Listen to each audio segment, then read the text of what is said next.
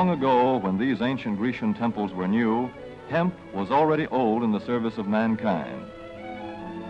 For thousands of years even then, this plant had been grown for cordage and coarse cloth in China and elsewhere in the East.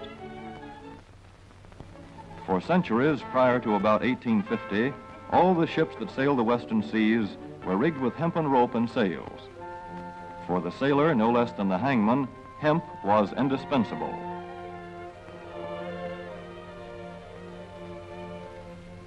A 44-gun frigate, like our cherished old Ironsides, took over 60 tons of hemp for rigging, including an anchor cable 25 inches in circumference.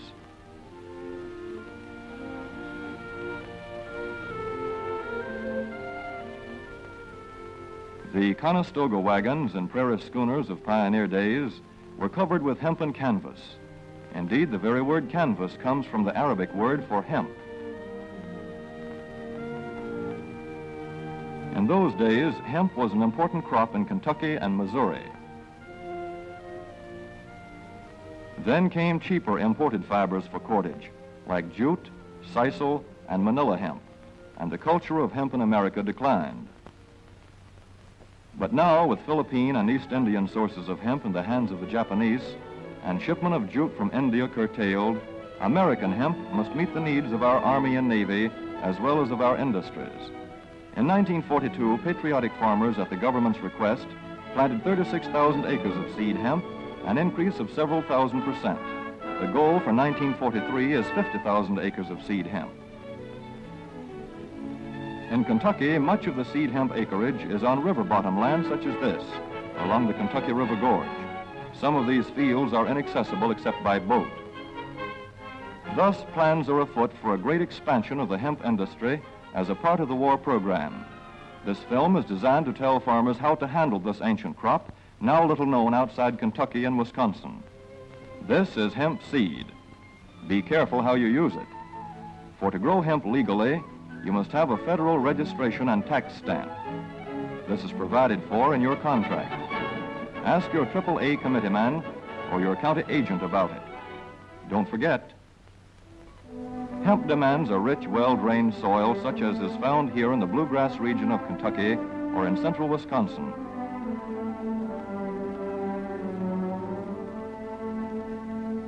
It must be loose and rich in organic matter. Poor soils won't do. Soil that will grow good corn will usually grow hemp. Hemp is not hard on the soil. In Kentucky, it has been grown for several years on the same ground, though this practice is not recommended. A dense and shady crop, hemp tends to choke out weeds. Here's a Canada thistle that couldn't stand the competition. Dead as a dodo. Thus, hemp leaves the ground in good condition for the following crop. For fiber, hemp should be sown 5 pecks to the acre. With drill, the closer the rows, the better. These rows are spaced about 4 inches. This hemp has been broadcast. Either way, it should be sown thick enough to grow a slender stalk.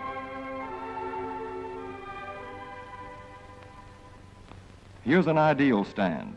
The right height to be harvested easily, thick enough to grow slender stalks that are easy to cut and process.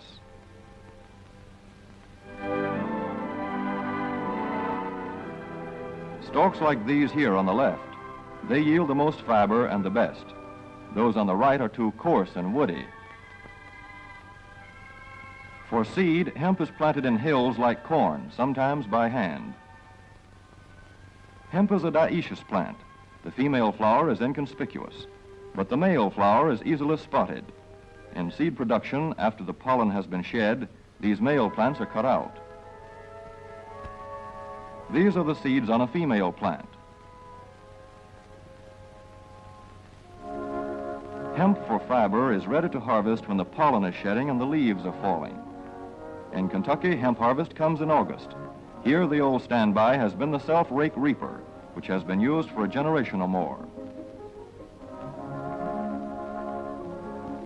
Hemp grows so luxuriantly in Kentucky that harvesting is sometimes difficult, which may account for the popularity of the self-rake with its lateral stroke.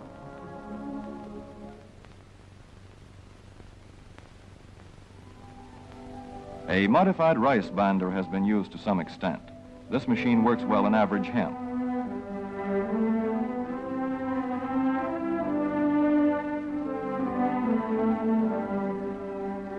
Recently, the improved hemp harvester, used for many years in Wisconsin, has been introduced in Kentucky. This machine spreads the hemp in a continuous swath. It is a far cry from this fast and efficient modern harvester to the Armstrong model of yore. But here's one kind of harvester, at least, that doesn't stall in the heaviest hemp. In Kentucky, hand cutting is practiced in opening fields for the machines.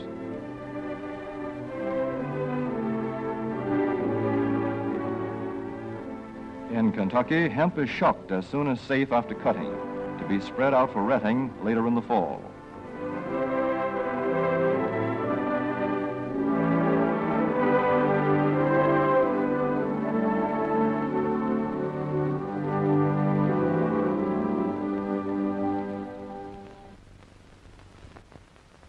In Wisconsin, hemp is harvested in September.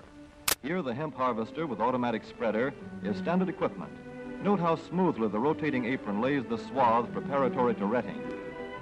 Here it is a common and essential practice to leave headlands around hemp fields. These strips may be planted to other crops, preferably small grain. Thus, the harvester has room to make its first round without preparatory hand cutting. Here the machine is running over corn stubble. When the cutter bar is much shorter than the hemp is tall, overlapping occurs. Not so good for retting. The standard cut is 8 to 9 feet. The length of time hemp is left on the ground to ret depends on the weather. The swaths must be turned to get a uniform ret.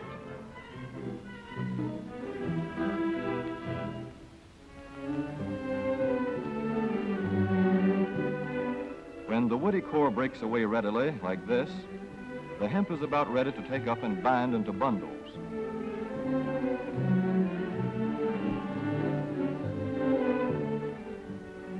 Well-retted hemp is light to dark gray. The fiber tends to pull away from the stalk. The presence of stalks in the bowstring stage indicates that retting is well underway.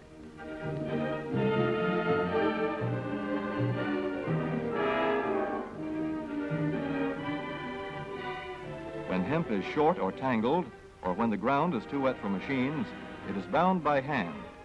A wooden buck is used. Twine will do for tying, but the hemp itself makes a good band.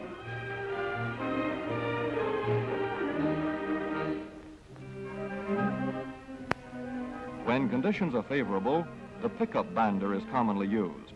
The swath should lie smooth and even with stalks parallel. The picker won't work well in tangled hemp.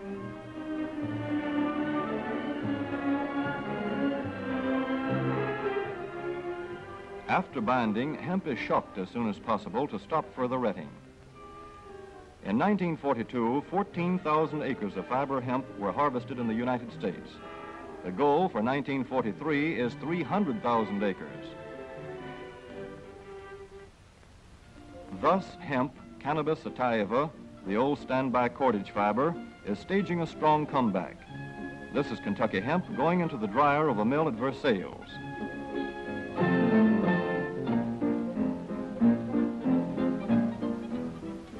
In the old days, breaking was done by hand, one of the hardest jobs known to man.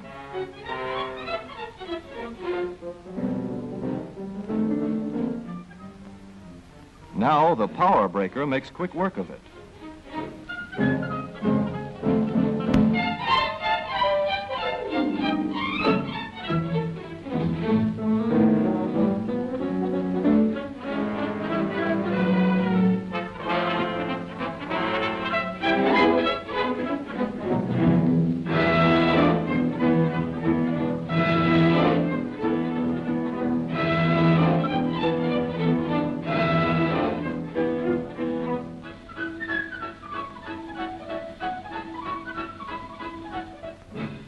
Spinning American hemp into rope yarn or twine in the old Kentucky River Mill at Frankfort, Kentucky. Another pioneer plant that has been making cordage for more than a century.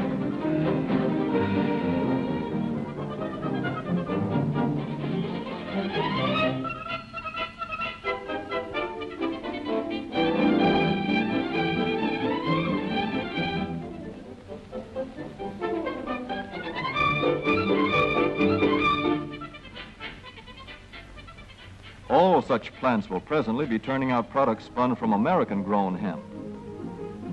Twine of various kinds for tying, winding armatures, and upholsterers' work.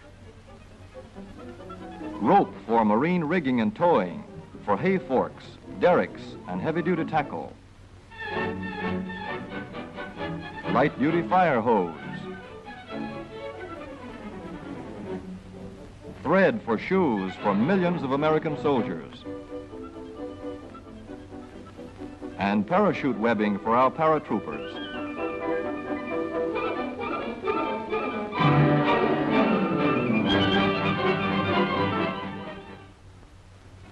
As for the United States Navy, every battleship requires 34,000 feet of rope, and other craft accordingly. So here in the Boston Navy Yard, where cables for frigates were made long ago, crews are now working night and day making cordage for the fleet.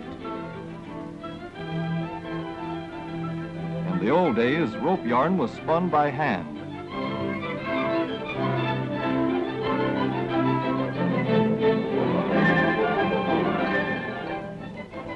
Today, even the rope walk is mechanized. 160 fathoms to go.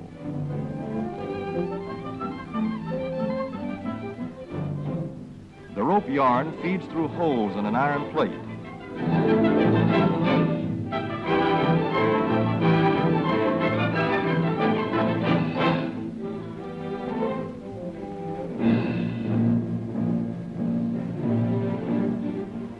This is Manila hemp from the Navy's rapidly dwindling reserve.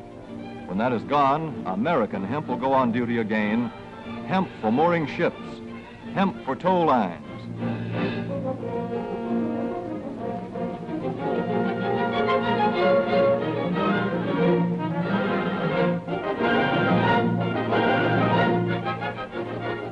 Hemp for tackle and gear. Hemp for countless naval uses, both on ship and shore.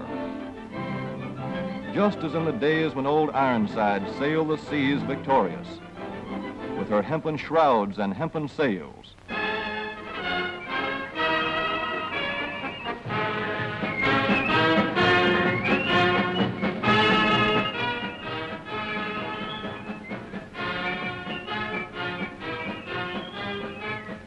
Hemp for victory.